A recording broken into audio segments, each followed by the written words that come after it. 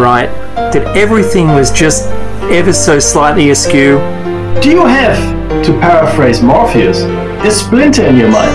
If you're interested in hearing the latest information about UFOs, the paranormal, ancient cultures and structures, monatomic elements, longevity, fantastic discoveries in science, downloaded to your brain, then tune into us. Hi, I'm Dave.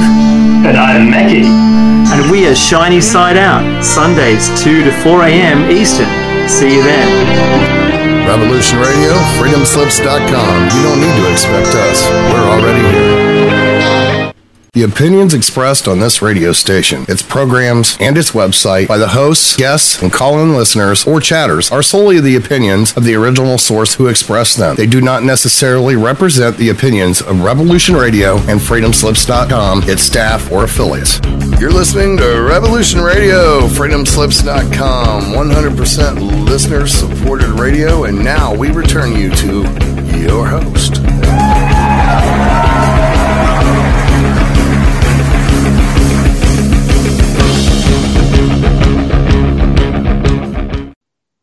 Welcome one and all to I'm Nature. I'm your host, Brian Porter, and this is the show where we go the distance and try to solve all the world's major problems. So thanks for joining us. And I guess I've got to talk first, though. Always I talk first, Lyndsay. I'll be to you in a second. Are you with us, Lyndsay? You got to go off mute, Lyndsay. Yeah, I'm here. Oh, great. Okay, I'll be back in a sec. I'm just going to say hi to my producer, Angela Black. How you doing, Angela? I'm doing fine. It's my last day as your producer. I know. Yeah, I'm breaking up with you. No, I'm kidding. No, we have some interesting news. Brian, would you like to share with the masses what's happening with you and your show? Yeah, I'm going to be on a little later tonight. Instead of 6, I'm moving to 10 p.m., folks. 10 starting next p.m. week. Eastern. Yes, starting next week. Yep. And because of this move, Angela can no longer produce me, but she's given me a lesson on how to produce myself, and I'm hoping I can hold it together enough to do that. It doesn't. Yeah, we gave him the keys. Just don't lose the keys, and you'll be fine. Yes, but it's been such a pleasure, and I'll definitely be stopping into your show, etc. That time slot is not something I can actually commit to at this point, but I really wish you well with your new primetime slot, and I'm here manning the ship, I guess, in the meantime while you're taking your first shot at self-producing. Well done. Yeah, my first attempt didn't go so well, but that was back in the early days, so I think I got it figured out now. Excellent. Yeah, the green call button during calls is not your friend. That's all you need to know. Well, the other thing is that because I'm on a Mac and everybody else at Revolution Radio is using a Windows computer, I can't drag things in like you do, so I have to do it a little different. I see. I did not realize I just figured it out real quick. So. You elitist Mac people. No, I'm kidding. Anyway, so I'm looking forward to the interview today with a fine lady here who I've not had the pleasure to meet. So hello, Lyndsay. Lyndsay Bowes. She is from Halifax, Canada, a beautiful place to live. How you doing, Lyndsay? Doing really good, thanks. How are you? Oh, I'm very happy. I wish I usually talk to my guests before, but I guess you were really busy before the show started, eh? Trying to get all the kids out of the house so we could have a quiet call. Hey, you got quite a gang there, eh? Yeah, 3 sons and a husband, so we're very sons. loud. So 4 sons. And they're all younger kids. They're all younger ones. Yeah, 10, 5, and 4. Wow. It reminds me of a book. Sorry to interrupt, but I'm editing a book of this would-be rock star man who found himself as a single parent raising 4 boys. And so he wrote a comedy book about it, and that's actually one of the projects I'm editing. And so when it's done, I'll definitely get you a copy. It's right up your alley. Three sons, he had 4. It's a hilarious book. So. Oh, that sounds awesome. All right, I'll let you two to it. Yeah, sure. Thanks, Angela. Mm-hmm. Yeah, thanks, Angela. Yeah. Go do your thing, and Lyndsay and I are going to have a great time together. So Lyndsay is someone I just found out about just a week or 2 ago through a friend on another station, Awake Radio. I'm not sure you know Lisa Lai, Lyndsay. Do you ever listen to online radio? A little bit here and there. Yeah. Yeah, she's out of wake, and we'll probably do a show with her at another time. But Oh, that's she awesome. said some really good stuff about you. I checked out your Facebook page, and I checked out you're a natural YouTuber. I'll tell you. Oh yeah. Oh, you mean Lessa? Okay, see, I haven't talked to her in person, so I always say Lessa, and now I know exactly who you're talking Lessa. about. Yeah, I call her Yeah, Lisa. yeah, it's probably Lisa. Silly me, but yeah, we've never connected yet. Me and her and I on the phone or anything. So yeah, I try to get her to call in on this during the show because you and her are working in a very similar direction. yeah, I always like to get people together who are working on the same kind of project so they can help one another, and that's the key. One of the keys to fixing this planet is getting people to work together who are expressing the same energy. yeah. That's awesome. So you're just a Mr. Connector. He is. Yes. Oh, I thought you were gone. I love it. So why don't we? I really think people should check out your YouTube page. It's for some reason you're maxed out on Facebook. Is it because you're being cut back? I mean, I see people with millions of friends on Facebook. I mean, it's ridiculous how they cut some people down to like 5,000 friends. Yeah, I think there was like maybe about 3 years ago they made the friend limit. So anyone before that who had more than 5,000 friends got to keep all their friends, but anyone who was under 5,000 only got to ever go to that. Oh, I And see. and because it's not a Facebook page. So if it was a page called Lyndsay Bowes, then it could have infinite likes. But because I'm like a person, it's a personal account. So yeah, that's the deal with their friends thing. And it's a limit of what, 5,000? Yeah. Well, I mean, that says something that you've got 5,000 friends on Facebook, and I tried to join you. You probably have more than that if you had access to more. So you might want to consider a lot of people like, say, Dane Wakington. I don't know if you know him. He's an expert in geoengineering. He's one of my favorite people on the planet. He's doing such good work there. And, Awesome. he's Yeah, got like I'm into 3 or that. 4 Facebook pages because of that issue. Yeah. Yeah. Yeah. Well, good for him on just keep getting the word out. Oh, yeah. Oh, we definitely got to do that. Yeah, we definitely got on that issue, and that's something that Angela's done a lot of work on too. So I'm proud of my producer for all her work in that area. But hey, so why don't we put out some messages out to the chat room here about how to connect with you on YouTube. How would Oh, people find you on YouTube? I'm actually not in the chat room. Well, I am. Okay, okay. Yeah, so it's just Lyndsay Bowes, LYNDSAY BOWES, and that's my name on Twitter and Google Plus. The Sue, the new website, Sue STSU, everything Lyndsay Bowes. And so you just got to plug in your name, Yeah, it should work like that. and because I found you today doing that, I just put Yeah, in your name. And yeah. If you just spelled it even right. Googled It's my spelled name, with an A and not an E, which is a bit unique. So Lyndsay with an LYNDSAY Bowes yes. on YouTube, and you've got some. How many videos do you have on YouTube? Not very many. Maybe like 60 subscribers, maybe or something. I don't know. No, but your actual number of YouTube little vignettes. How many are there out there? I think I saw at least 10. Yeah, probably like 10 or 12, maybe. Yeah. So you've been doing. How long have you been doing YouTube videos? Not very long actually. I probably make only about a video every just when I feel passionate, really passionate about something. I'd like to make more. Well, I mean, you could sell Snow to the Eskimos. I mean, you have an incredible presence in YouTube. Oh, thanks. You are going to do wonders for the sustainability movement in Canada and worldwide. That's my prediction. Oh, thank you very much. Yeah. Yeah, it was funny when I read your write-up about us talking. It said, homesteader, and I was like, wow, yeah, you know what? You could pretty much almost call us that now. Like, we've come far.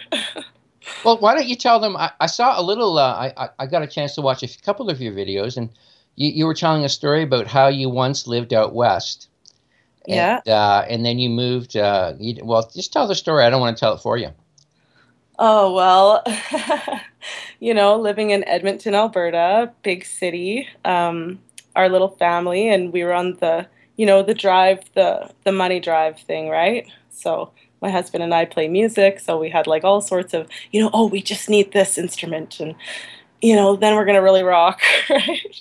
And oh, we'll just get this TV. We really need a bigger TV, and like it just was going like that, right? And my husband's business was going good, and we were just like being really materialistic. And I think it was at that point where we just kind of realized, like, wow, we're not freaking really that happy, but we have everything in the world: healthy family, good marriage, like in a band, like so much stuff. So you were making a living as musicians? No. My husband had a business.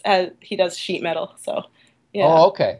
His business was going really good, And it was kind of like at that point where we had everything, and that's when we realized that maybe we really didn't have much, Like we didn't have much time together as a family, and we didn't have a lot of excitement or spontaneity. And then I read the Hopi prophecy, and I think at the end of it, it says, there's some questions you need to ask yourself, and that's like, where does your water come from? Where does your food come from? And I was like, wow, my water comes from the city, and my food comes from the States and sometimes overseas.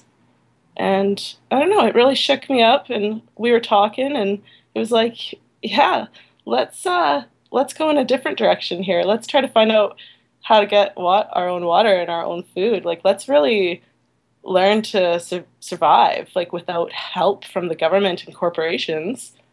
And that's how it all started. Yeah, we tried to sell almost everything that we could in my vehicle, and gave away tons of stuff, and financed like a travel trailer, and he had his truck, and we set out as a family to find a farm to live on, or some property to share maybe with some people like in a community, anything, right, to start that lifestyle. And we went all the way to the very west of Canada, Vancouver Island, and landed here on the very east in St. Margaret's Bay, Nova Scotia. And this is the place that's really working out for us. And how long have you been there? We've been here just over a year now. Wow. I didn't realize it was that recent. Mm-hmm. That's impressive. I mean, you got one heck of a nice garden. Oh, thank you. Yeah, it's our very first year ever doing this. Your first year having a garden? Yeah. Wow. You're a quick learner. Thank you. I'm very passionate. We're both very passionate about it. So, when you're passionate about something, you can just do anything. Yeah, and do you feel the effects of having such good homegrown food? Yep. Yeah, it's definitely the most fulfilling thing that I've ever done in my life besides raising children.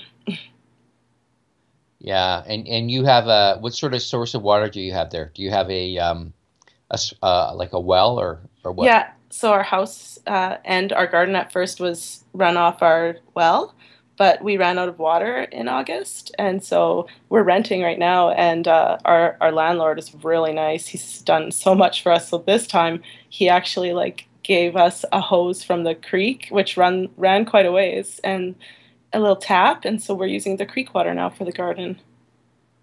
Okay. Yeah, so. What are you drinking? We drink the well. Oh, okay. So you sort of ran the well down because you were using it too much for the garden. That's right, yeah. So as soon as I stopped watering the garden with the well, everything went totally fine. Within a week, it was corrected. It came back up. So you're not right in Halifax. You're in sort of the general area. Yeah, we're still in the how they call it Halifax. We'd still be considered Halifax because Halifax, I think it's 6,000 square kilometers or something like that. Or no, not square kilometers. Sorry, I'm not really great with numbers, but Halifax absorbs a lot of Nova Scotia down here, and we're part of it. But I'm kind of by Peggy's Cove. Oh, Peggy Cove, that's a very special place. Mm-hmm. For the viewers that've never been there, or the listeners, it's a place where the waves just come in there ripping, and it's just incredible power of the sea there. Do you go there often? Yeah, we do. We've been here for a year, and we still go down. There's a little corner store like right by there, so it's just like, we'll just go to the little local corner store, and then we'll go out to see the lighthouse. And the kids love to run around well, not run. We try to stop them from running because it's really scary. Actually, this summer someone died because if you go down to the black part of the rock, like it's just so slippery, and like the waves, like, every 10th one is like a super huge wave, and like it's killed a lot of people. And it took this guy, actually, who's from Ontario, and the wave took him. It's it's kind of an interesting part of visiting there. You see all these graveyards of sailors. Yeah. Everywhere, commemorating their bravery. I mean, being a fisherman is it's a dangerous job. Mm-hmm. People don't realize that. City people. And especially they're doing it in the winter. Yeah. And that's crazy out there in the winter. And there's a whole maritime kind of culture there, a lot of film music and all that kind of stuff. Do you like that kind of like culture? Yeah, there's a local band. They just play like around in St. Margaret's Bay, and it's so great. Like the whole community comes out to like see them and support them all the time. And oh my God, I know their set list like the back of my hand. I think I've seen them like 5 times now. But yeah, it's great. This whole community out here, it's really special. I've seen it come together a couple times now, where someone's shop burnt down and everybody had like a thing where they were all doing a silent auction trying to like raise enough money for them to rebuild it. I've seen them do that for when the farmers' greenhouses collapsed last winter. The school, there's a little tiny country school out here on my road, and the government's tried to shut it down twice, and the community has come together both times and said no. So there's this little school that my kids go to. It's got like 65 kids in it this year in the whole elementary school. So how big is it? How many people are in your in this town you're in? St. Margaret's Bay, it probably has, I want to say maybe like, I don't know. Actually, I wish my son Eddie was here because he probably could tell you exactly. Maybe like 10,000 people. So no, but it's a small community, and you you get to know people, right? Yes, definitely. And you've only been there. Well, you're pretty outgoing, so I'm sure you get to know people real quick. And so are there a lot of people out there living the way you do off the land? It really does seem to be like that. Yeah. I drive by people, greenhouses, and a lot of neighbors. Well, way down the road, they already have like a food co-op going between like a bunch of the women there, and then they all rent a commercial kitchen and can together after, like when it's all done. So a lot of people, going in together on meat and stuff. Fish? Do you have any area fishermen that you get stuff from? Or are you into fish and lobster and all that kind of good? I love that kind of stuff. Oh yeah, there's a place just right down the road that's my good friend here's uncle is the one who owns it, and yeah, so just got to go right up the road to get any kind of scallops or mussels or fish you need. Lobster, wow. Of course. Yeah, that's quite a change from Alberta. Beef everywhere. All they eat out there is red meat. Yeah, lobster's pretty pricey out there. But yeah, we mostly wanted to come to Nova Scotia because the land prices, like we were looking at them and they're just unreal, like to get into land. So I think this would be like the perfect place to start a sustainable community. You mean the prices are good there compared to out west? Oh yeah, like if you just even looked on Kijiji for land in Nova Scotia, it's just like so much cheaper than the rest of Canada. And it's so beautiful here. It's like unreal. It's just like there's so much land. So what sort of dreams do you have? You're there. You've been there a year. I wanted to bring you on because you're a sort of a late convert to the living the way we all should be living, in my opinion. Yeah. Either you live in a community, an equal community. There's some amazing communities that most people aren't even aware of. There's 15,000 alone in the Gen network, which I shared with you today on Facebook. Mm-hmm. I don't know if you got a chance to look at that, but these people are way ahead of the game. Yeah, I didn't have a chance to look at that. Tell me some about it. Well, I mean, Gen is, it pretty much started with a place called Finhorn, which is a beautiful eco-village way on the top of Scotland. Mm-hmm. It was started by a Canadian and I think someone from Europe. I can't remember what the nationality was, but they went there, they raised some money, and they created a trust fund, and then they used some of the money to buy this. It's almost like a castle, and they started growing their own food. They started winning contests for having some of the best food around. Actually, one of my previous guests, John Apsley, is an expert in regenerative medicine. That's the medicine of the long-living people. If we eat right and if we live the way we should live, you don't start to age until you're 90. This is his observation and conclusion, and he found this to be the same in many cultures around the planet.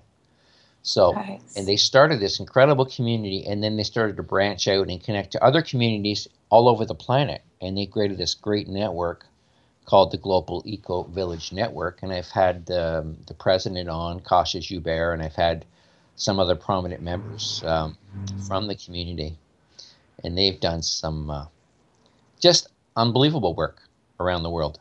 They're just full of love and good energy, and they understand that our best friend is the mother. We have to preserve the mother, and that is where all good things start. Mm-hmm. I think. Well, they sound amazing. Yeah, I am. I am late in on this game for sure. I didn't wake up until 2007, and then I had a lot of stuff to go through. Yeah. Well, what sort of stuff do you have in your garden? Well, anything, you name it. We almost did too much of a variety of stuff this year, and so next year we're going to really focus on a couple key things that I did really easily, like cucumbers. They were like just going mad in our big greenhouse. Like I could never even kill them if I tried. So, well, how much land did you cultivate? How much did you like? I hope you didn't do like an acre. I mean, that's way too much for a couple of family. No. Oh my gosh. I wish that we would have, because then I would have got to give way more food away. Yeah. Oh yeah, but when you got 3 kids, that's a lot of work to have an acre, unless you can get the kids involved. Oh yeah, they're my right-hand men. Really? Oh yeah. Yeah. Yeah. They pick and pull, and oh my gosh, they'll do anything. They helped like scoop all the dirt out of the truck when we got the dirt, like. Mm-hmm. They're right in there with their hands dirty with Mama and Dada. Yeah. Wow, that is so special. It really is. I mean, my 4-year-old, can like identify like every plant that we have. Yeah. Well, I mean, my kids too. I mean, they love nature. They love farm animals. I've taken them out to many places. And do you have any farm animals? We have a chicken coop. It needs work. We're going to get chickens in the spring. So no, not yet. How about you? Me, no. I'm actually, I'm in the city right now. I've got a nice backyard here. I put in a pretty decent garden this year. Mm-hmm. But oh God, I don't want to get into my personal life, but it's been pretty crazy the last 3-4 years. I run around a lot. I travel a lot. Mm-hmm. I'm not in a position where I can actually stay in one place for too long.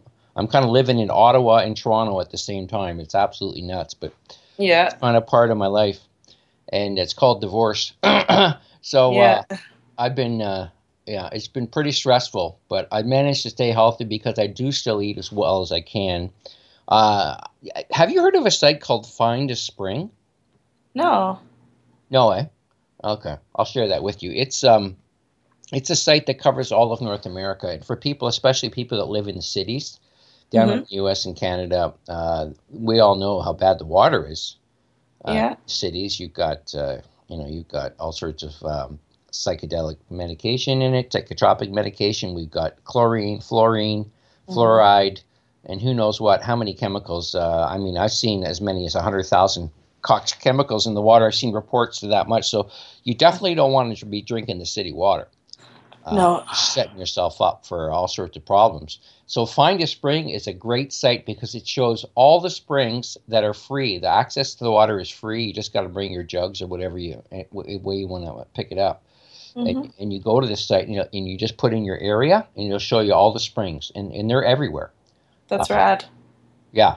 I mean, for you out east, Eastern Canada, I don't know if there's probably some there, but most people out there, I mean, you're looking at well water anyways, right? So that's pretty much ideal. It's beautifully and well mineralized. Have you ever had your water checked? Yeah, I think, well, the guy said it was fine and stuff, and we changed the filter, every once in a while. And the water's good, man. It tastes awesome, especially after drinking city water for so many years. Where I get my water, it's a town called Ancaster. They used to have actually a sulfur spring. 100 years ago, there was a sulfur spring clinic there. They used to believe in sulfur water. Cold sulfur water was a sort of a health tonic. I'm not sure. I'm not sure if that's too accurate, but we had a whole resort up there. But now it's been downsized. But there's an incredible facility there with these two pipes coming out of the ground. And it's very well put together. I mean, you could run a water business from there. Don't tell Nestle. It's bombing out. I mean, those big jugs, the big 25-liter jugs. I mean, you can fill one of those in about 10 seconds. Wow. That's how fast it's coming out. And I know it's very good water. It's got it. Sometimes it has a bit of a sulfur hint to it. I always alkalize my water with a water jug, before I drink it. It takes off any sort of hint of sulfur that might be in the water. But Find a Spring is a godsend. I mean, if we just drank good water, it's our inner sprinkler system and cleaner. And if we drink good water, we'll get rid of a lot of the toxins that we pick up through the environment. Mm-hmm. Yeah, and actually, I know this isn't a very big side effect, but like my little house plants are doing so much better too now. Because I noticed that the city water I realized it when I finally moved and we started living in some places that had, well water. And then like all of my tiny little plants, like, those ones you can get at the grocery store.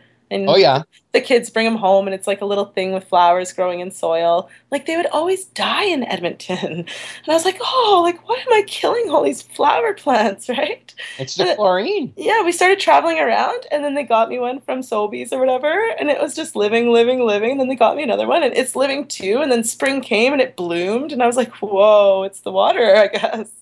That's when I realized it. So if you are on city water, make sure to water your plants with good water from somewhere else, I guess. Well, Find a Spring. From Find a Spring. Find a Spring it's everywhere. Any big city around Toronto here, there's quite a few sources. Where I go, there was a guy there. He talked about community. He came in there with a big trailer and he had about 50 jugs, big jugs, the kinds you put on the water coolers. And he said, I pick it up for the whole neighborhood. Nice. He was living about 50 kilometers away, which is about 30 miles. Mm-hmm. And I said, oh, good for you. Good for you. I'm glad to see that people are starting to realize that city water ain't worth drinking. Yeah, that's awesome. Yeah, and a lot of cities people have to pay for water. Oh, we all pay for water. Oh, well, I'm from BC though, so I didn't have to pay. In Toronto, you whether or not you use any water, you pay for water. Okay. Oh, we're going to have a little break, Lyndsay, so put her on mute, and we'll be back soon with more of I Am Nature and Lyndsay Bowes. Welcome back to I Am Nature. I am your host, Brian Porter. I have a most interesting guest today, Lyndsay Bowes. She's a homesteader from Nova Scotia. What's the little town you're in again? We live in a tiny community called Hackett's Cove, but we live in the area of St. Margaret's Bay. Wow. It sounds so idyllic. Yeah, I don't think I stopped taking pictures for probably the first 6 months that we lived here. You still do you have any friends back in Edmonton you keep in touch with? Have you convinced any others to come out? You were just telling me in the chat that you convinced the grandparents on your hubby side to come out? Yeah, well, they looked, like I said, they kind of looked around and they saw, wow, the ocean and the house prices were amazing. So, and the grandkids were there and they came and looked around and fell in love with it. And yeah, they ended up living just up the street from us.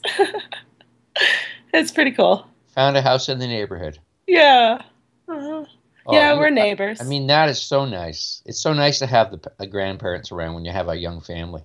Yeah, actually, that's where everybody is right now. So it's really great. Because I joked with you about that before. I said take the kids to grandma's. I had no idea they were that close. So, yeah, no, this is a beautiful thing.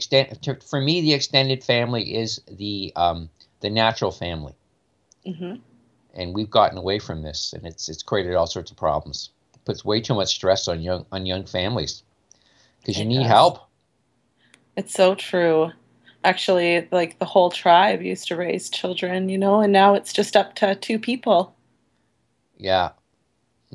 Well, I dropped this on your site, my interview with Kasha Joubert, the head of the Global Eco Village. She raised her kids in an eco village, and she said everybody there was a parent to her kids. Their grandma, papas, everywhere, sisters, brothers. Everyone there becomes part of a big family.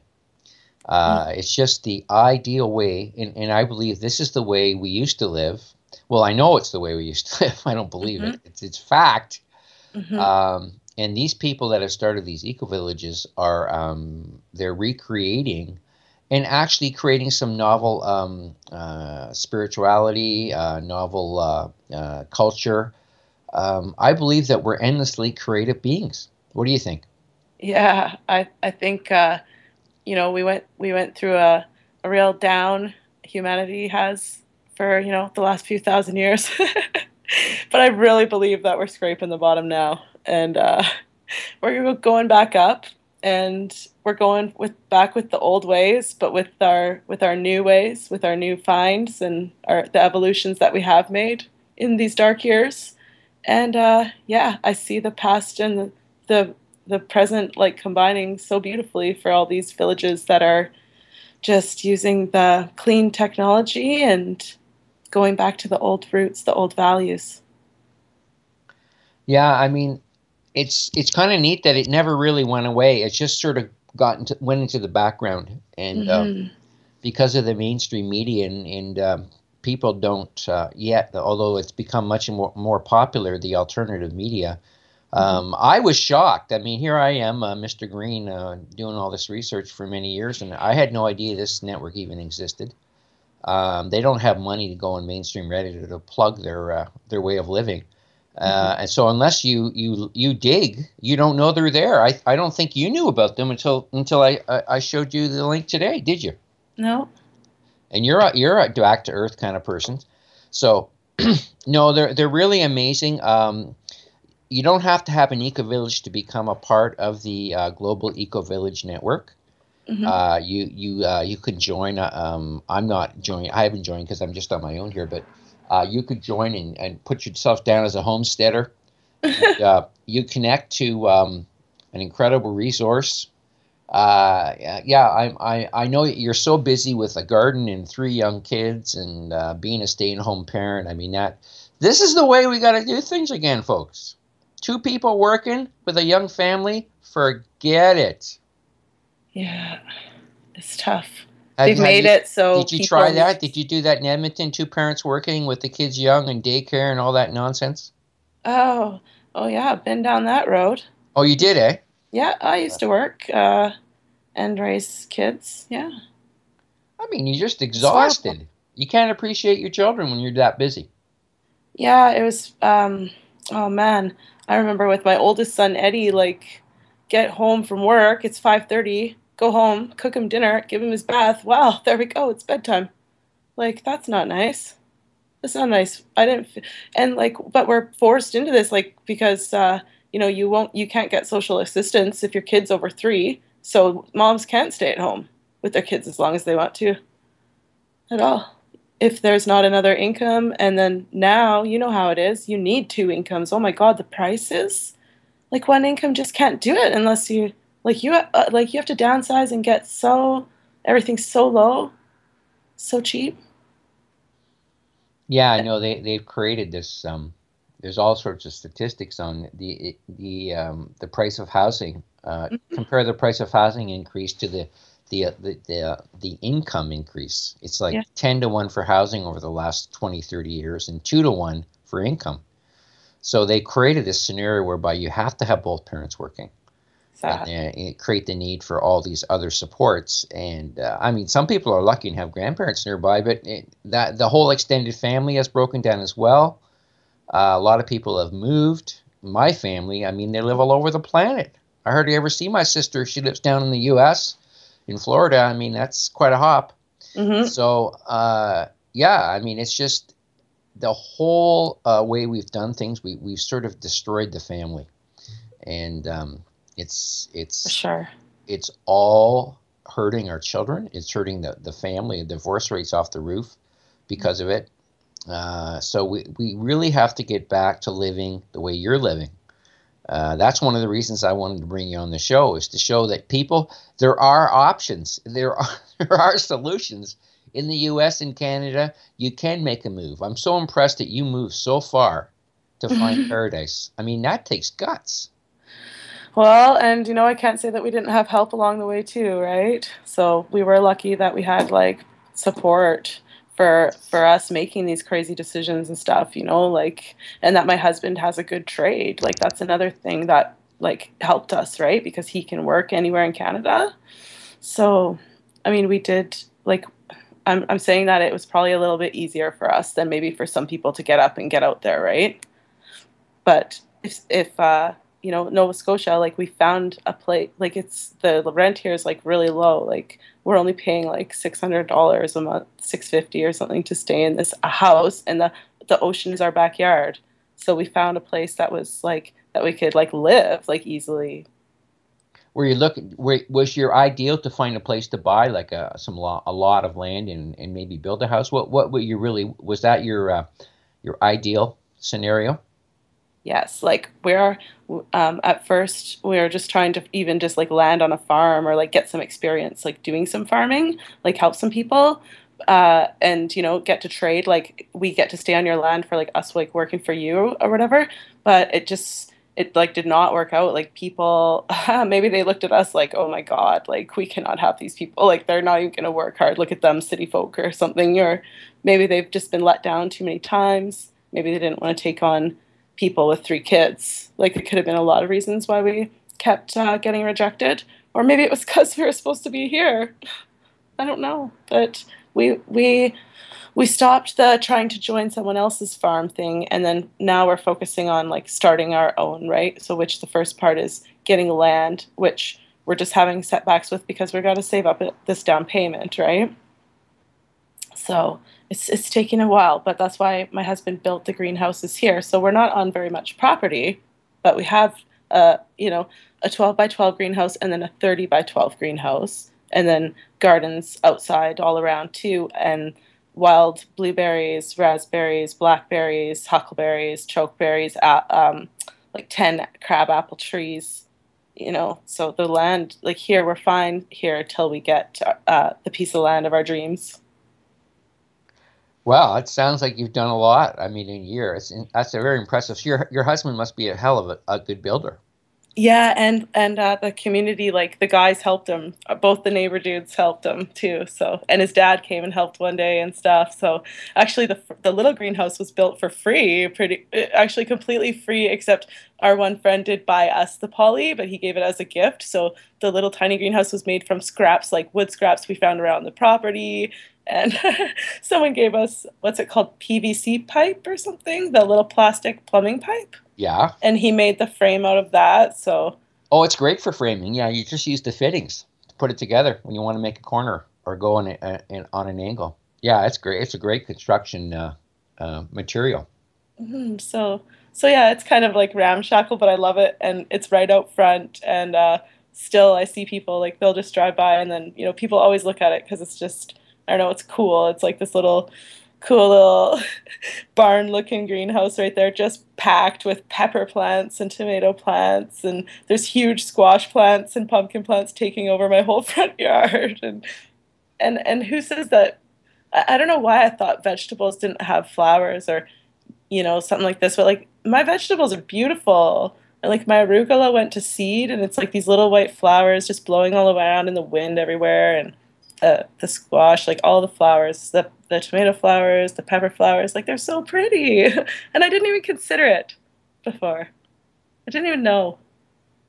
No, yeah, no, it's like you say, people think food. That the first supermarket, pretty. The first supermarket, they're not that old. The first supermarket was put in the U.S. I believe this is the U.S. In 1947 was the first supermarket. Before that, everybody went to markets, got stuff direct from the farmer, whatever type of farmer, the butcher, You know, Wow. it's Not till what? 1950? 1947, after the Second World War, was the first supermarket Oh my ever known. So we have not been that long out of the garden. Oh, how far we've fallen and how fast. Wow. Yeah. Yeah. We got so out of touch so fast there. Well, you know, my last week my show was on the story of hemp. I'm not sure if you're familiar. I was certainly enlightened. I thought I knew a lot about hemp, but this guy, Tell me all about it. Arik Rice down in New Zealand, he made an incredible movie, an hour and 40-minute movie about the downfall of hemp, and it's pretty shocking. But hemp was basically taken out to make room for the oil industry. Hemp used to provide much of what we needed for manufacturing, for medicine, for food, you name it, for materials, for clothing, housing.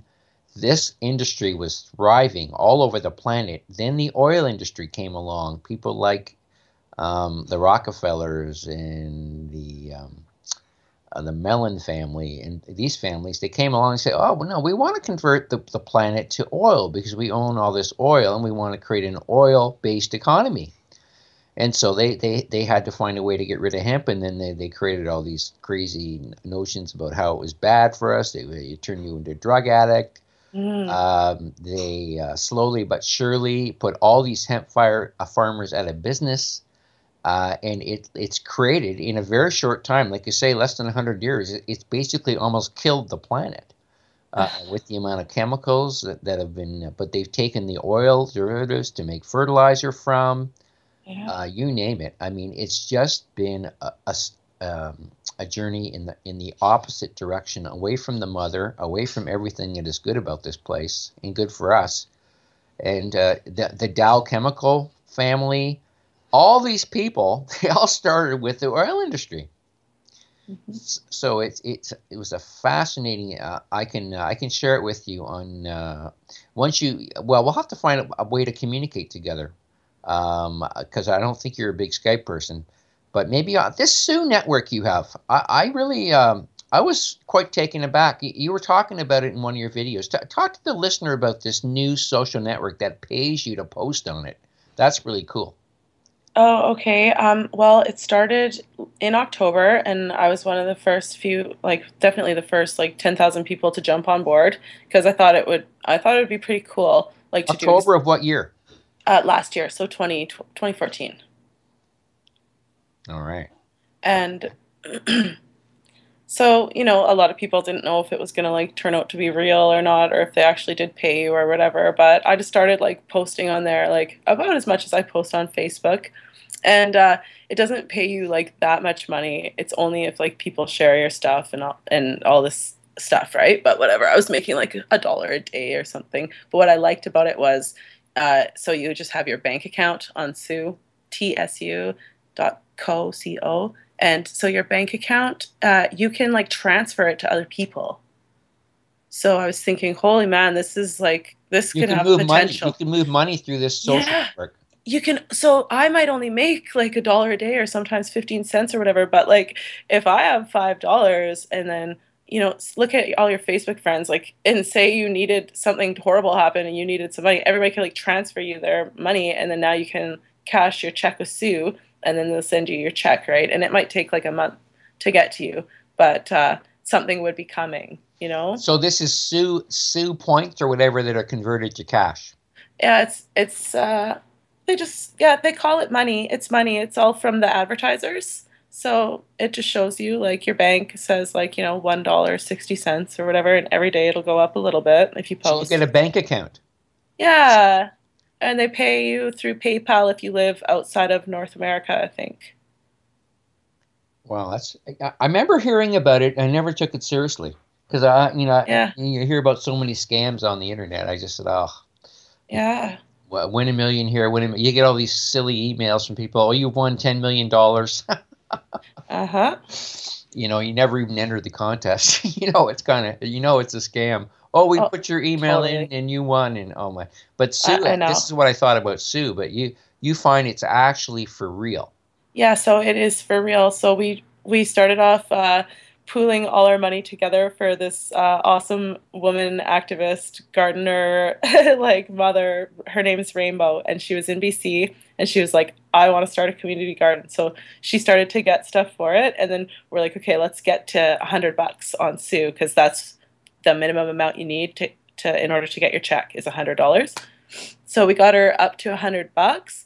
And then, yeah, she did get paid her $100. And then we just recently did it again for another woman who her husband had just gotten like fired. Like, oh my God, you wouldn't even believe this story. Well, actually you would, for taking some carrots that were being thrown out at the grocery store he worked at for his horses. And so he took the carrots and he got caught and got terminated for taking dumpster food.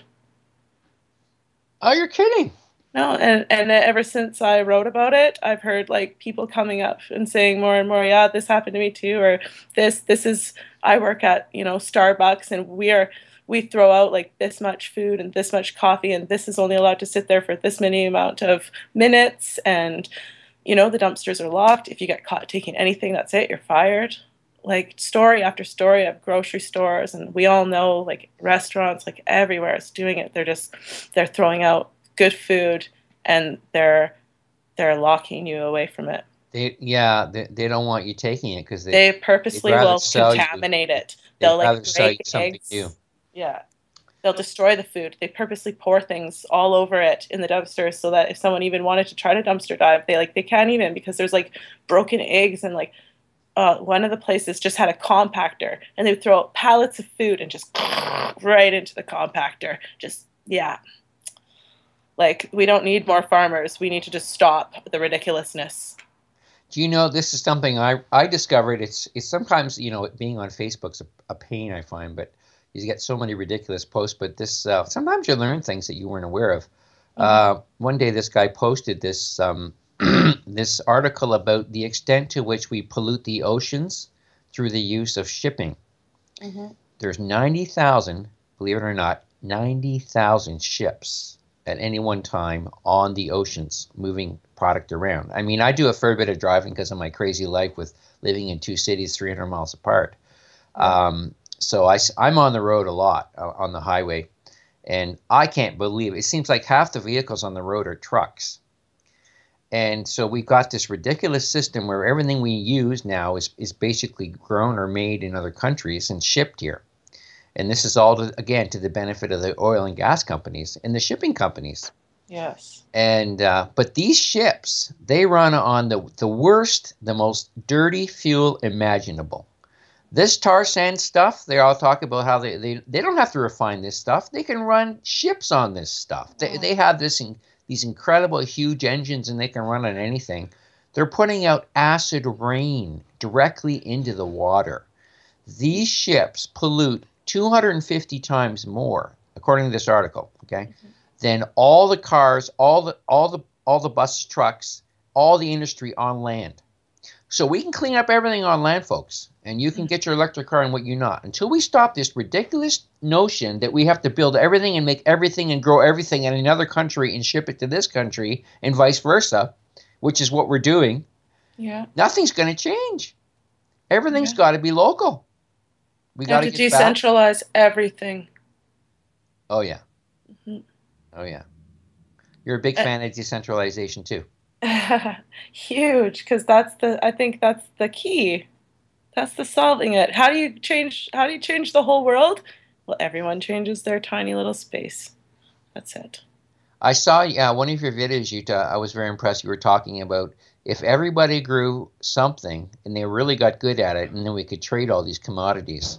Yeah. We could so everyone can meet the needs of everybody else. It would be a huge. Our friend Lisa is working on a network to do this. I've seen that. Yes, the Barter and Trade Nova Scotia. Is that what you're talking about? I think so. Is that what it's called? She hasn't told me too much about it. She wants to get it done right before she talks too much about it. Oh, okay. Well, this Facebook page is public, so. Okay. Yeah, and I believe that it's maybe Trade and Barter Nova Scotia or something along that lines. But yeah, she's trying to get people together here to start just meeting each other's needs. because we can so easily, like, look how much stuff is in any given person's basement, you know? What's your junk might be something that someone needs so freaking badly. I just had a little table going outside my front door, or, you know, because I live along Peggy's Cove Highway, so there's so much traffic and there's so many people walking past my place. Oh, you're right on the highway. Yeah. You could set up a vegetable stand. I can hit a lot of people, that's right. So I had a little vegetable stand going when I had a little bit of extra for you know, last week, and people were stopping, talking. Oh, well, I'll talk to you more after.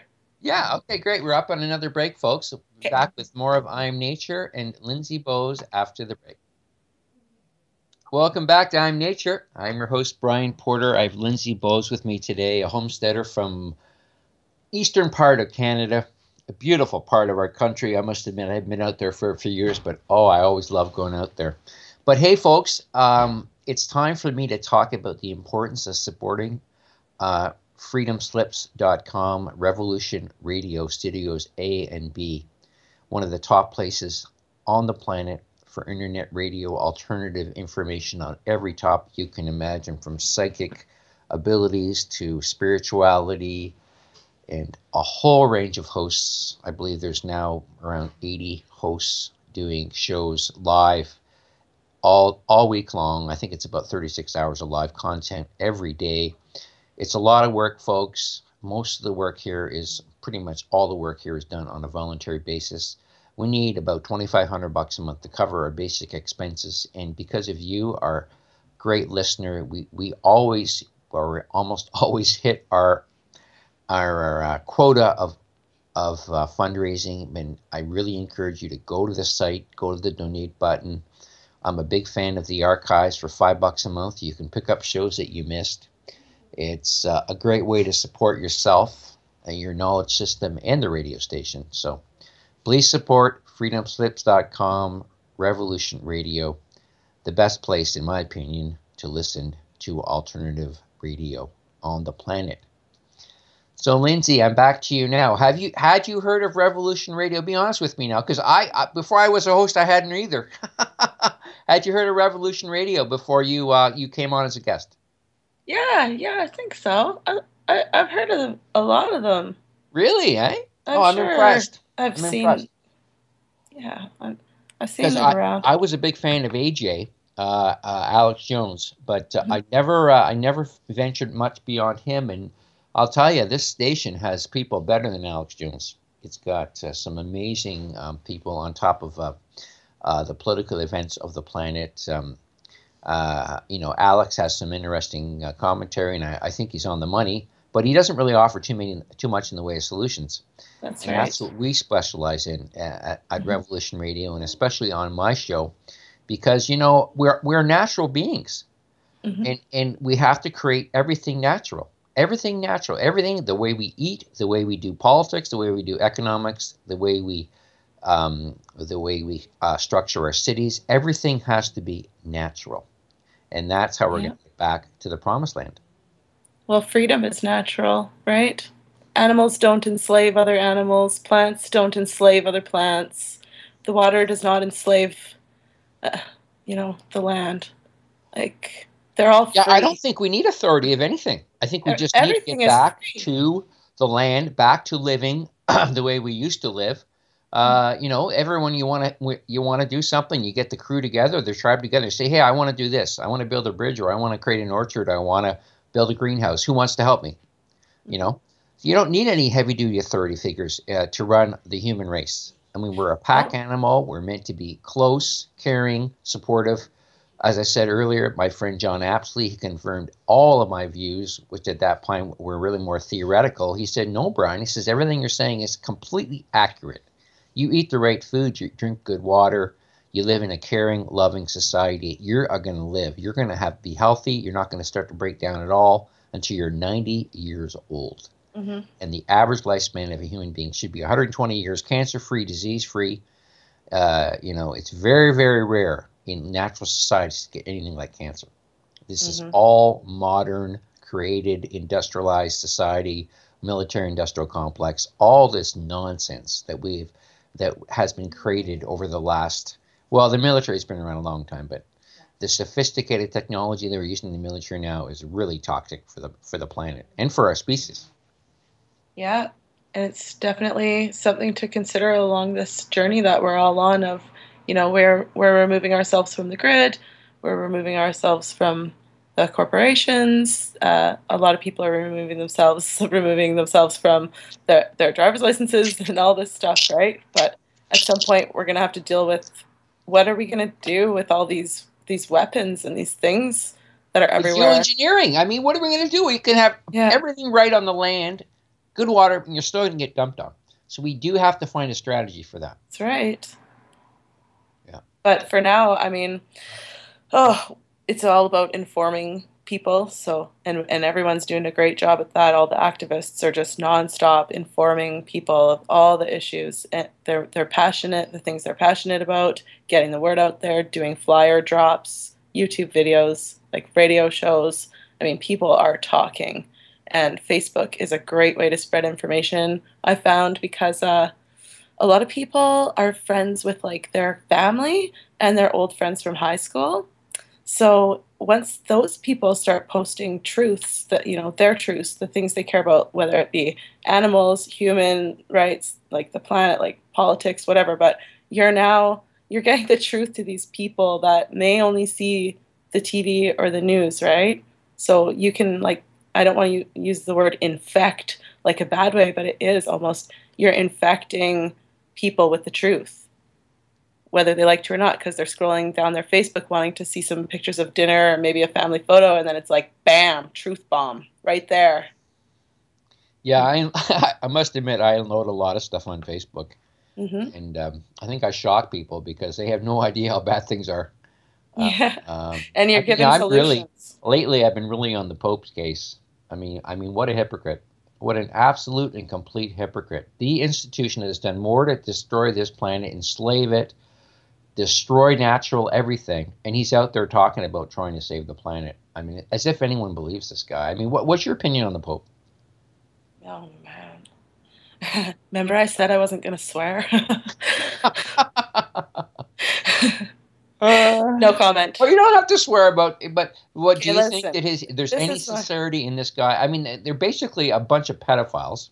You know what? I just don't want any rulers. No rulers, man. No masters, no rulers, nothing. It's all got to go. That's what I think of everyone who proclaims to rule over any other human.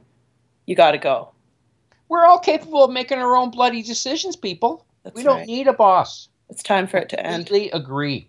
It's time for it to end, and we're taking our lives back one life at a time here. Are you worried about someone in your community coming and shooting you? I don't think so. I'm not worried here where I live. Oh, and you know what? If it happens, it fucking happens. Sorry. I'm not going to live in fear. The only ones we got to worry about are the people in the government creating these huge defense budgets, creating war everywhere. It's a huge business, folks. It's a big scam to think that we're being attacked. Yeah. We're part of the complex that's trying to take over the planet. We're the ones with all the military might. All they got to do is make an enemy for us to hate, and bam, everyone's just like, yeah, bomb them. Like, it's so sad to watch it happen over and over. I'm only 35 years old, and I've seen the enemy change 3 times now, and it's just devastating to these people in these countries. Yeah, I mean, I feel so bad for what's going on in Syria. And the people leaving, they're just all their land, all their homes, all their whole future. They're probably thousands of years of heritage, these people, because these are old countries. Yeah. They're losing everything to these warlords. And we're cheering, and not we, but the public support is cheering it on because the public thinks they're in danger. Mm-hmm. Yeah, they're going to come here and bomb us. If anybody bombs us, it's be our own people. Believe you me. Yeah. These people just want to live like you and I. They want a place to live. They want some safety. I mean, can you imagine the risk of crossing an ocean in a flimsy little boat the size of the Mediterranean Sea? I mean, I've been there. I mean, this is a huge body of water. Yeah. And you don't want to cross that in a flimsy little boat. You see these huge ocean liners topsides in those on that sea. These people are taking their lives at risk, their children's lives at risk. They're obviously running away from something very diabolical. Mm-hmm. And it's so I talk about swearing. I get so mad at the CBC, the American networks, for portraying this as if it's some who's the leader of Syria? God, his name just flips off me. Bashar al-Assad. That's right. Yeah.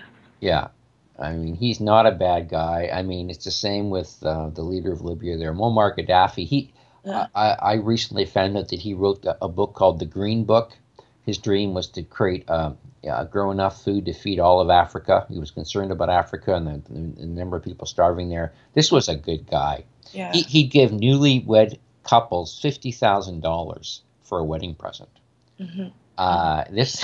It would be nice if we got that here in our country.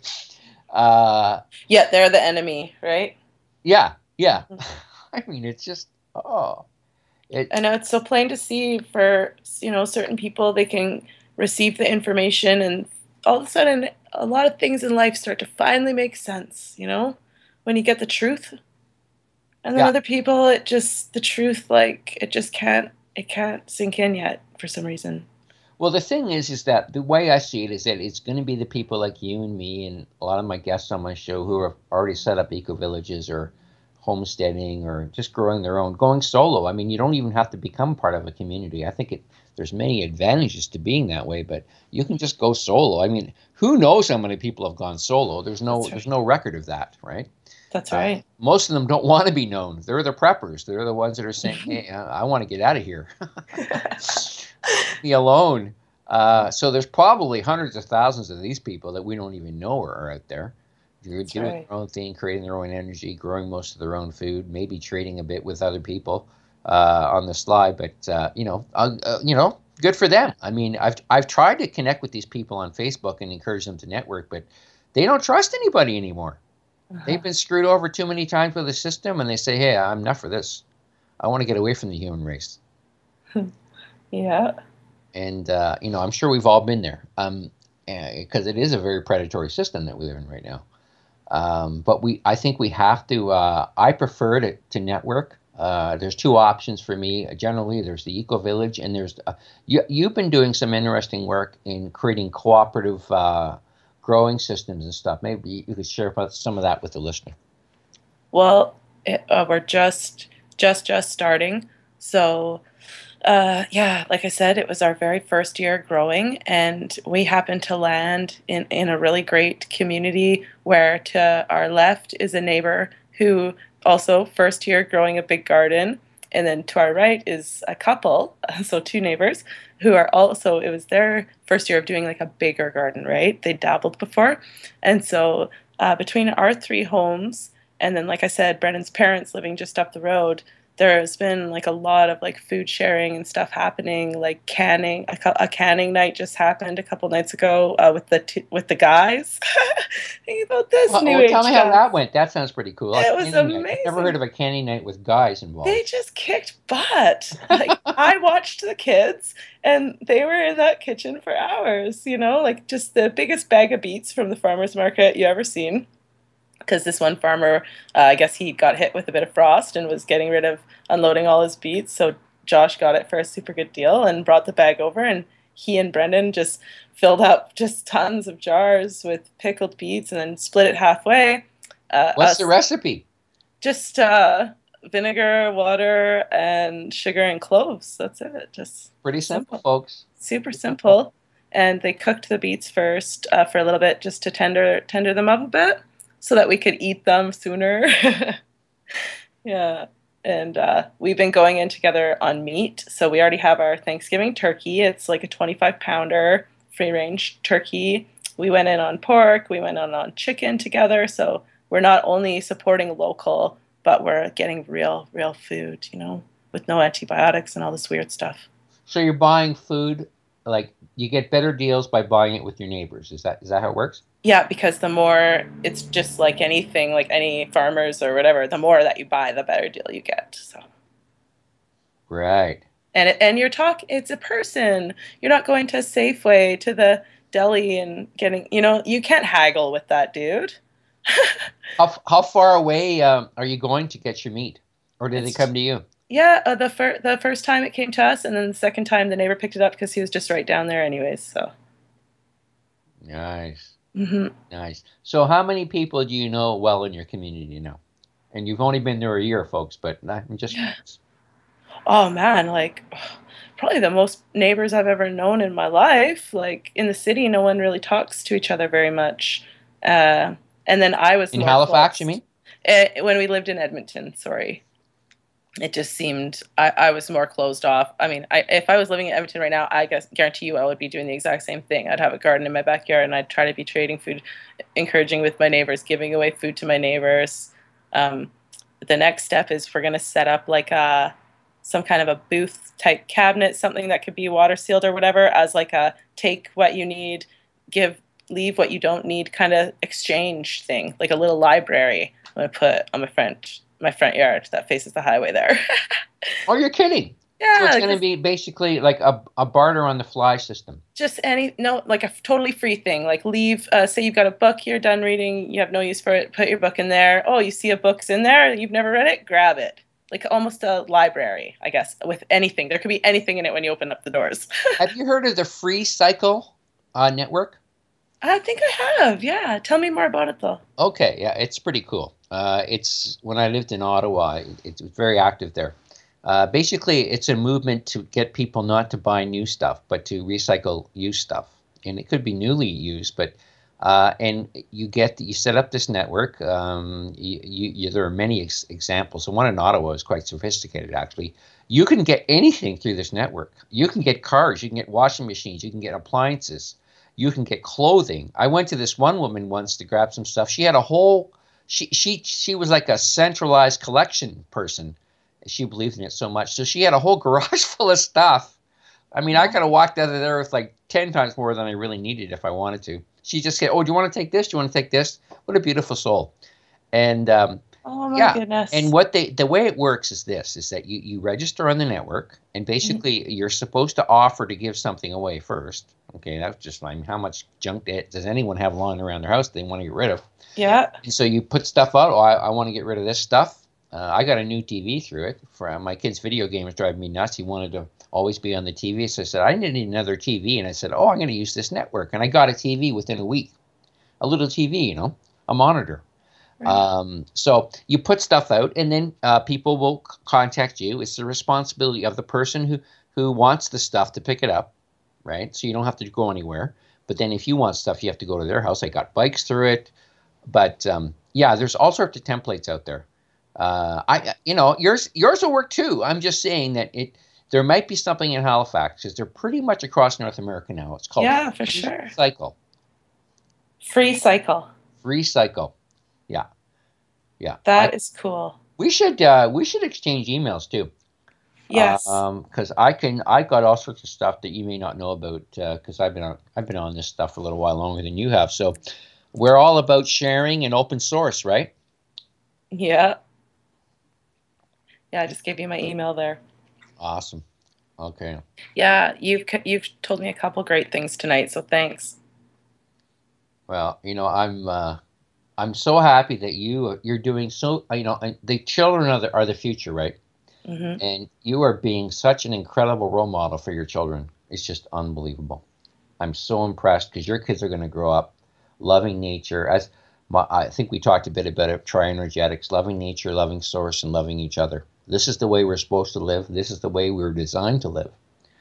Mm-hmm. And and this is the way some people still live. And it's the only. Why live differently? It's my opinion. Why not create communities and be supportive? I mean, it's the only way to live. Oh, it really is. I think I'm just glad I got the message, even if I got it late. Well, you know what? You didn't get it late. You did not get it late because you know what? You got it in time to raise your kids and teach them. I mean, that is the ideal time to get into this lifestyle is when you have kids because everyone has to take responsibility, in my opinion, to teach their kids the way to live, the way that we used to live. And these eco communities, I've had a few of I don't know how much time you have, but man, Michael Baker was one of my first guests. He set up an eco community in England. And they bought a 70-acre farm. It had an existing big structure on it. It was like an old monastery. And they got a pretty good deal on it. It's only like an hour's drive from London, too, so it's not that far out of the way. It's south of London. All his kids left there with an incredible ability, artistic ability. One was a mime artist. One was a musician. They all made a living in the arts by living in this eco-village. They didn't learn this in school. They homeschooled every kid. Now with the internet, one of my dreams is to set up like a university online, because so many of the smartest people have been ostracized from universities, from school systems. We have to bring these people together and create a natural university, one that fits all of the sustainable ways of doing things. Science too. I've got this great guest called James McCaney. He's a Tesla level scientist, and he can't work anywhere. I mean, this guy is right up there, and so I want to share this knowledge with the world. Oh wow! Wouldn't that be amazing? Yeah, that's a great dream. Yeah, it's going to happen. It's going to happen. Through my show, I'm meeting all the top minds in all areas, in my opinion. I mean, I've been blessed. It's my mission, dear. And you're one of them. You're one of the great. You have an ability to persuade people, and it's in your videos. You really come across very strong in your videos. I was very impressed. I was taken aback, actually. I thought, holy cow. Oh, thanks. I don't know how they missed you in Hollywood, but you would have made a great living as a movie star. Oh, crap. But, I think that was a blessing there then, man, because that's all I wanted to do when I was a little kid, was be a Hollywood star, probably like everyone, right? Well, I'm so glad that I dodged that bullet. Well, you know what? Some of them are turning there too. DiCaprio is he's got a $50 million fund where he's no, I know he does a lot of stuff on. What's your opinion on global warming and climate change? Do you believe in that stuff? Well, that's what I was just gonna say. Like, come on, he even like grew a beard and tried to look all like hipster and shit just for this role of being like a earthian. I don't know. I'm not buying it. Maybe I'm jaded. Yeah, well, I mean, it looks like he's playing a role. It's the main area, even with the Gen people, and they're kind of like a bit smitten by this. I mean, I'm hoping I can awaken them. But I mean, they're doing so much good. I mean, you can't expect they're against GMO. They're against nuke power. They're against so many good things that are bad. We're not always going to agree on everything. I mean, that's part of my philosophy too, is loving difference. I mean, we're all created a bit different. We look around. I mean, everybody looks different. Every tree looks different. The Creator loved difference. So we have to learn. Is Leonardo DiCaprio or like any of these stars saying like, hey, grow food in your backyard, get together with your neighbors, find out who your neighbors are, start a little tiny community, start trading, start bartering with each other. Where does your water come from? Do you know where your food comes from? Yeah, he'd be on board for that kind of stuff. Yeah, but it's like they're not pushing it. Like, you can submit proposals to get funding. Unfortunately, a lot of the money though is going towards this global warming nonsense. See, my thing with the global warming is I don't need global warming or climate change to use as a reason or an excuse to change our ways. There are so many other reasons to change, and it's almost like they've created this debate to distract us from all the other great reasons to transition. And I mean, we invented an electric car before gas car. Oh, that's part of this hemp thing. Eh? So really, we're going back. We're going to go back to clean energy. Back to the future. Yeah, everything we did everything right from the beginning. Henry Ford was an amazing guy. They've suppressed us, and we need to go back for many other reasons other than just climate change. For every reason. In fact, every family could never spend a cent again. You know, if we put all the people working on oil to working on transitioning every home to these clean energies that we already have established 100 years ago. Have you heard about hempcrete homes? Hempcrete, I have heard about hempcrete, yeah.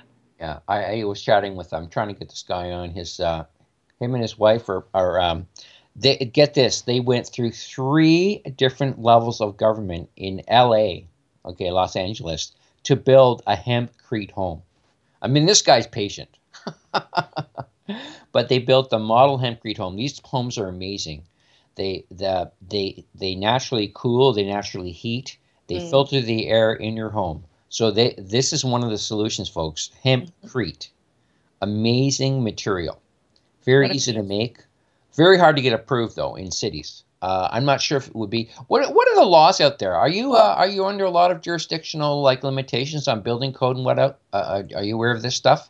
I think like the tiny home idea of just, making your thing on wheels. I think you can do whatever you want on wheels. I do know that there's a woman in Nova Scotia right now fighting because her off-grid home, they put a stop work on it because she needs wiring for her safety. The house needs to be wired for her safety.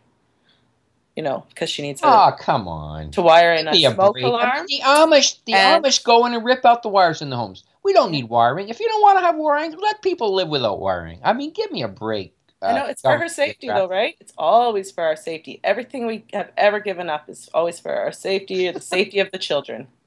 And so it's for her safety, for her ventilation. Yeah, she'll die without water. It's for your paycheck, government bureaucrat. That's what it's for. We all know that. Mm-hmm. We're not dumb anymore. I want to create the anti-political party. Mm-hmm.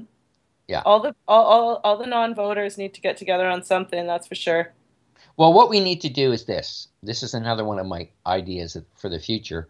Is although we're gonna have a break any second, I may have to explain a bit more after the break. But we need you know how they created the Parti Québécois to separate from Canada? Yeah. This party will be designed to destroy Canada, to deconstruct the government. I call it the anti-political party. But we need to get people elected who want to take down the bureaucracy. First of all, we start getting rid of the levels of government. Why do we have 3 levels of government or 4 levels, 5 levels in Ottawa? There's 5 levels of government in Ottawa. And for a population of 33 million, there's some cities on this planet, folks, with that many people living in them. We have 33 million across the whole country, and there's places where there's 5 levels of government. Well, they got to keep it really confusing, right? It's got to stay super confusing, just like the law, so that you never understand it. So that you can't, it's to blur life. Like really, it blurs things up instead of it just being life is free, food is free, everything on this planet is already free. We have the resources to do everything, but not the money. Money is fake. Life is free. Life is real. Money is fake. Yeah, it's that simple. Yeah, I want to create the anti-political party. Yeah. Get some people elected, and then we want to fight for sustainability-free zones. We'll get into that after the break. Sounds good. We'll be back soon with Lyndsay Bowes and our interesting discussion about how to fix this planet. Back soon, folks. Welcome back to I'm Nature, folks, with my special guest, Lyndsay Bowes, a woman I have very much respect for because she is a homesteader, an unbelievably super mom. She's raising her kids, teaching them about growing their own food. I mean, this is, wouldn't it be great, Lyndsay, if every schoolhouse was in a garden? Oh, yeah. Yeah, I think that a lot more are starting to get gardens now, eh? Schoolhouses? Yeah, I've seen a couple articles. I think it varies. I know that in Ottawa, where I used to live, the permaculture people there, they were making some inroads into the schools, but then some reason the funding got cut, and that they backed off from doing that. But Ottawa, actually, the Ottawa School Board used to have a farm back in the 50s. They used to take the kids there and teach them how to farm, believe it or not, back in the 50s. Mm. Yeah. But here we go. Here's another idea for you, because you're so keen and you're so new to this stuff. Setting up your own school on your property, bringing in kids, offering kids to come in, create some income for you too. Because I'll tell you right now, the amount of money they're sucking out of parents in these public school systems for field trips. Let's do a field trip to a homesteader. Someone who has their kids. Well, I'm not sure you're homeschooling your kids. I don't think you are right now, right? No, not at this time. They're in the little country school, which was a good compromise for us. And they all really want to be in school, so it's very hard it would be hard for me to say, no, you're not going, I'm homeschooling you, and especially because we really didn't have that much support for homeschooling. Like, like within our like extended family. So it kind of, I homeschooled my oldest son for 1 year, but it just felt like there just wasn't the support there. And, you know, he's very social and stuff too. So I backed down. The country school it's a great school. Like they take the kids skating, the whole school goes skating once a week in the fall and winter. And then they all go swimming once a week, the whole school, in the spring and summer. And it's really inexpensive. And it's a great little school. It really is. It's the best compromise we could ever have for. Is it a one-room schoolhouse? It's got 2 floors, and I think there is the classes are mostly split classes. I think there's 4 different classes of kids. Okay. Yeah. Yeah, because those depending on how far out you are and how I guess you're not that isolated, but the one room schoolhouse I think was ideal because you have all the kids in the same room and they're all different grades and they teach each other. I mean, that makes sense. But I think the ideal thing for homeschooling is to actually have, again, a network of homeschoolers. Parents take turns teaching, and then you can actually maybe move around a bit, but you can maybe get a location and you could bring the kids together and just teach them yourselves and then teach them the truth and not teach them all this propaganda, especially when it comes to politics and economics and farming and I mean, organic farming, folks, I hate to tell you, but I hope there's not too many organic farmers listening, but it's all a big lie. I mean, they're using as many chemicals as the regular farmers are, folks. Really? It's all allowed by law. You check into any of these legal situations. They use less chemicals, but they are allowed to use pretty much the same range of chemicals that they use. Are you kidding me? I'm not kidding you. So they're still like using Miracle-Grown. Have you not seen the beautiful perfection of the organic food in the stores? You can't grow food like that, perfect like that, in the garden. Come on now, come on. You grow your own. I mean, it doesn't all come out looking the same. Oh man, we've been using like seaweed, like soaking seaweed in water and like making compost teas and trying any kind of natural fertilizer that we can. And you know, they go and they just use Miracle-Gro once and their tomato plant was like just booming and I was just like, oh, you know, okay, back to my seaweed and molasses here, you mother bleepers. When you see regulations 40 pages long, you know that they're doing stuff. It's so easy to grow if you use Miracle-Gro. I've seen it with my own eyes this year and I never went for it because I want the pride of saying that this is natural. I mean, I always say to people, if you're going to buy from an organic farmer, ask to go. And I went through this a few years ago. I asked almost every organic farmer I asked to go. They said, no, you're not allowed on the property. Well, that tells you something right there then.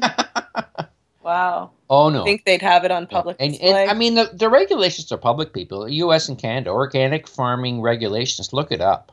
I mean, it's atrocious. Okay. Well, that's what next thing I'll be exposing on my little Facebook page. Oh, no.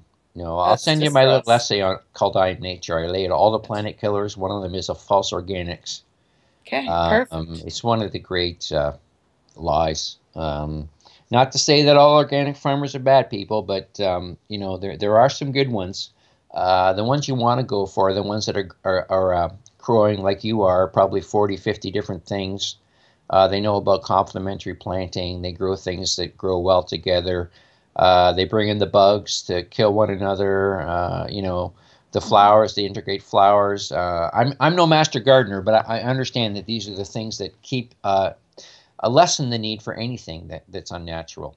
But you know, because it says organic, people assume. But no, it's unfortunately this is not the case for most organic, and especially the stuff in the grocery stores. I mean, organic lettuce that doesn't rot for a month. Give me a break. Anybody knows lettuce rots in about 3 days if it's grown in the garden or it goes wilted or. It's true. I mean, they spray it with the stuff too to keep it crisp, and you name it. They got every trick in the book.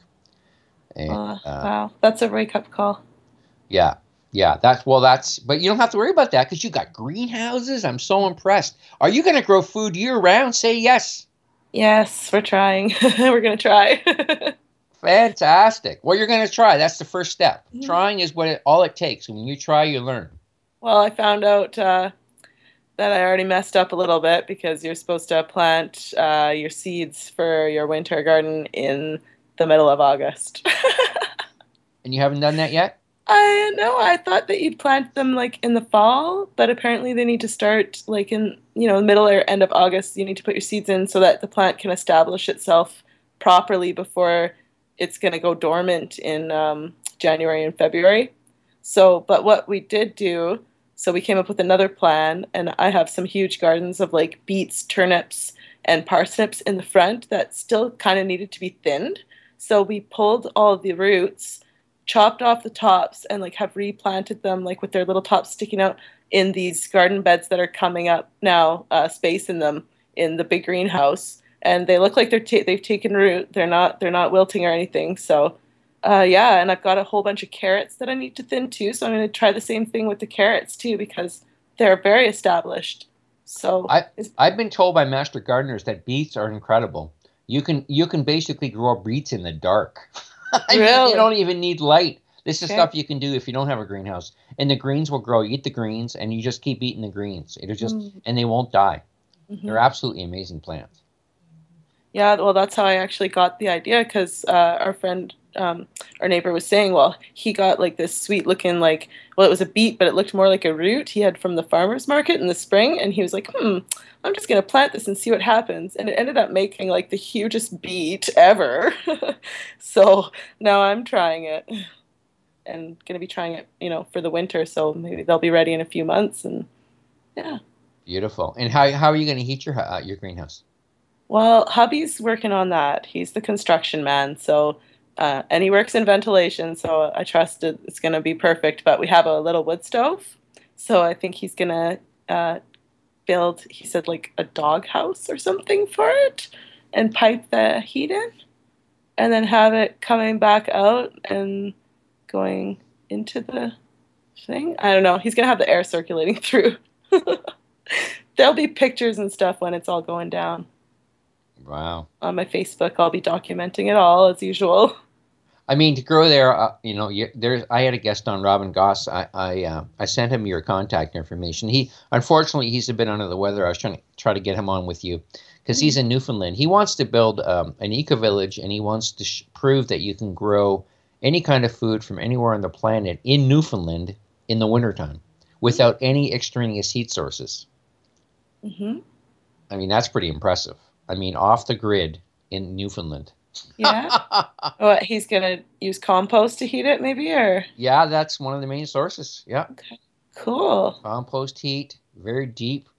Oh, man. I wish him very much success, and if he ever has a GoFundMe going, like, let me know and I'll share it. He did, actually. He did. He was on my show. It was kind of unfortunate because, it's a long story, but it kind of fell apart on him. I felt bad for him. He's been working on this for 15 years. I do know, I can share with you his Facebook site, okay. Taryn Gare or something. It's based upon something out of the Tolkien books. I think it's the name of the Hobbit village that they had in one of the books that he wrote. So what's it called? Oh God, I'd have to look it up for you. Like it's I know Gaelic. It's Gaelic. I'm no expert in Gaelic, so I have a hard time remembering the name. Okay, no worries. We'll connect later on. But this guy is a bloody genius. He's 30 years old. All his family were PhDs. He's smart as a whip. I know eventually he'll figure it out. But up there, it is a tough slug. I mean, it gets awful cold there in the winter, yes. And it has a short summer. So, but he continues to work on it. And last thing I saw, he was actually he put a greenhouse on his house. He attached a greenhouse to his house. Right on. His land is not where he lives, unfortunately. So he'd have to move to really get it going. So that's part of the. But he was hoping to get some people to live there and start it. And like I say, there's a few people doing things in Canada. The issue here is that we're not like Syria. I mean, we are very fortunate. We do have a lot of land. We do have we're relatively rich compared to the rest of the world. So the necessity, the mother of invention, is not crying in the ears of people like it is in places like Syria. In Greece, they're getting back to the land. They're setting up barter networks everywhere because their money's become pretty much worthless. Yeah. Inflation's gone through the roof there. So This is what usually pushes people to go in the right direction. People like you and me, we do it because we want to be healthy. We want to be in a sense of community. We like helping one another. We're natural people, right? Well, the easiest way, like I said, figuring it out, just the easiest way for if the whole world was going to change, would be just, decentralizing life back down to the community level, because it makes everything easier. It makes making decisions easier, and each area is so different than other areas that it only makes sense that each area would only make decisions for itself, the people in the community that it's going to affect, right? Like, life doesn't have to be so huge and complicated, and world governments and world decisions, it's like, have you heard about the new just Agenda ridiculous. 2030? They have a new Agenda 21 now. It's Agenda 2030. It's centralize everything. Everybody does the same thing all over the world to save the planet. I mean, it's an absolute scam. All designed to make bureaucrats lots of money and keep them in power. And this is what I mean about sustainability-free zones. It's kind of the opposite of the idea of what they did in China. In China, the capitalists went there and created free trade zones where the government basically agreed to let people become millionaires and billionaires, and they'd only tax them a certain amount, right? But this would be the opposite. It would be basically people who want to say, we don't want any government influence or involvement in what we're doing. We want to be completely free to build the communities that we want, to grow our own, create our own energy, off the grid, leave us alone. And that's the idea of sustainability-free zones. And we need to start these all over the planet. And actually, in a sense, the eco-village is the sustainability-free zone. Mm-hmm. Now, I'm not saying that they're all off the grid. I'm not saying that they're all completely independent of government, but they're certainly moving in that direction. And thank God a lot of them are in very poor countries where people had nothing. Places like Zambia, they love the eco-village network. They're going in there and they're solving all the poverty problems because they're teaching people how to grow their own right on the spot in the desert. I mean, it's just these permaculturists are quite amazing, eh? Have you done any work in permaculture? Any studying in that, or is that's not down the road for you? It's just right on the horizon. I learned a bit about companion planting this year, and then permaculture is just the right next step. Oh yeah, I mean, it's unbelievable. 7-layer garden. I mean, it's unbelievable in a small area how much you can produce. Yes, it is. It is easy and it is simple. And I think I wish more urban homesteaders and urban farmers, like I wish to see more of them kind of posting their stuff. I know like a lot of people are afraid because maybe in their area they're not allowed to have chickens or bees or bunnies or whatever they have going on, but it'd be so inspiring for other people living in apartments or condos or townhouses or things like this to see, like, look at what you can do with just only this small amount of space. And if your neighbors, if a few of your neighbors got in on it too, you could trade with each other. If another neighbor knows massage therapy, she can come get a bag of potatoes and tomatoes give a massage, or like anything. Like, everyone's got talents and skills. Yeah. Transition Towns is also an initiative that started with Finhorn in Scotland in the Global Eco Village Network. There are people who will come in and they'll teach you how to do these.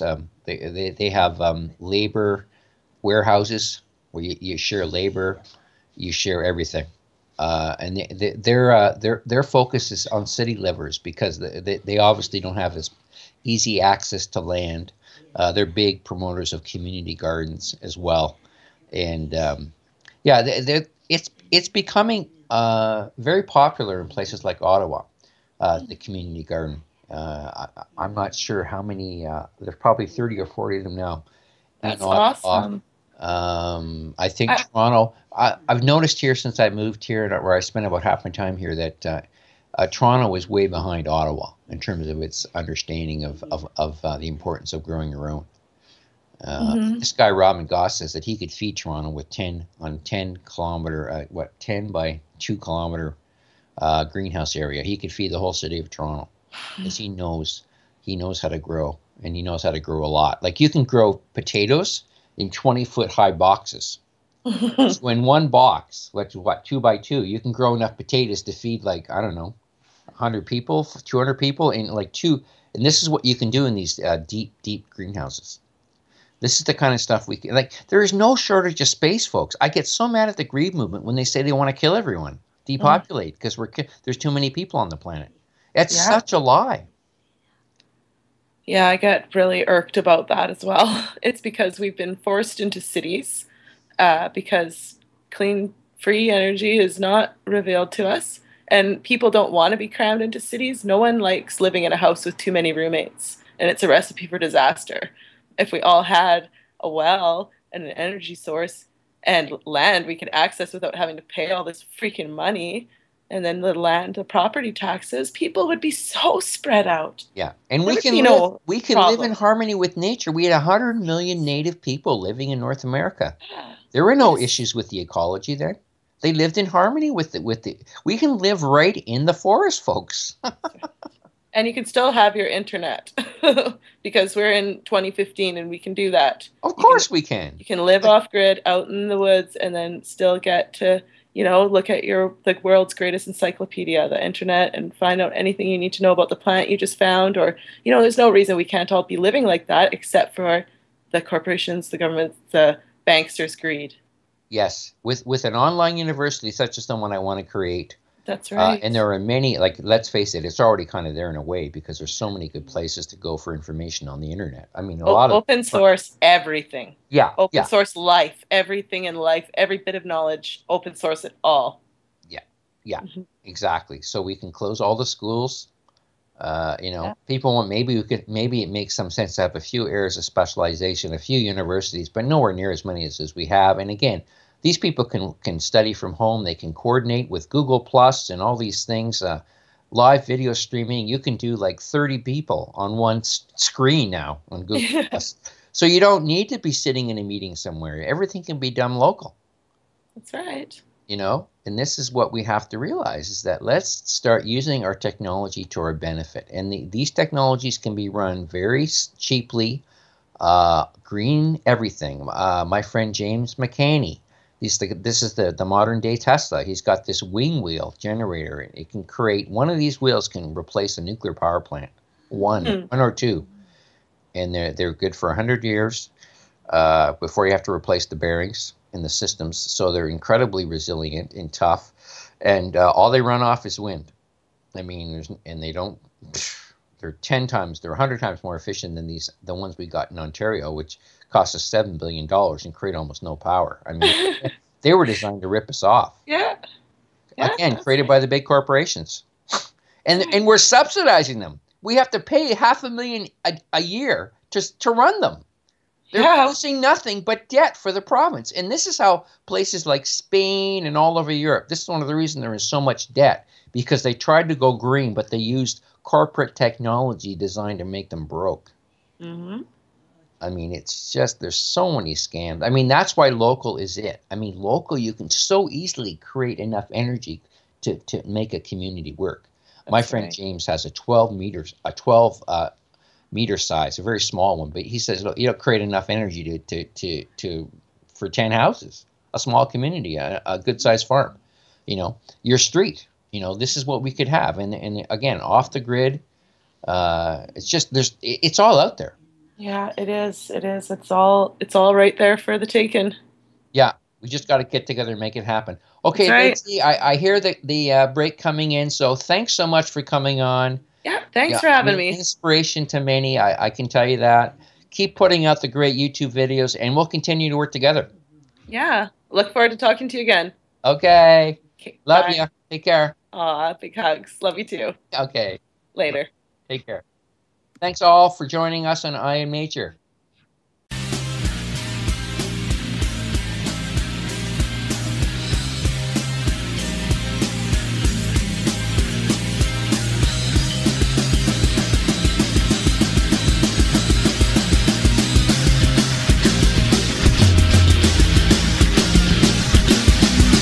Thank you for listening to Revolution Radio.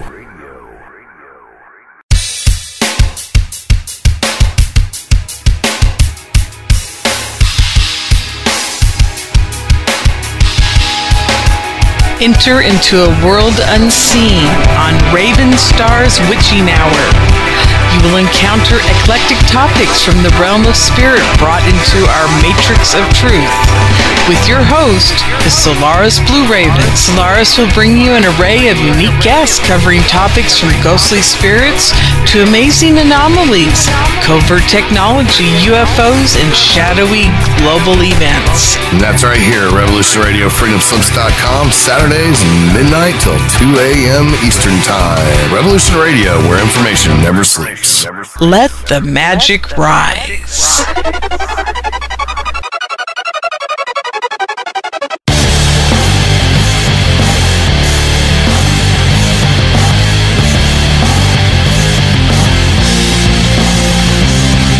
Hi, this is Bo.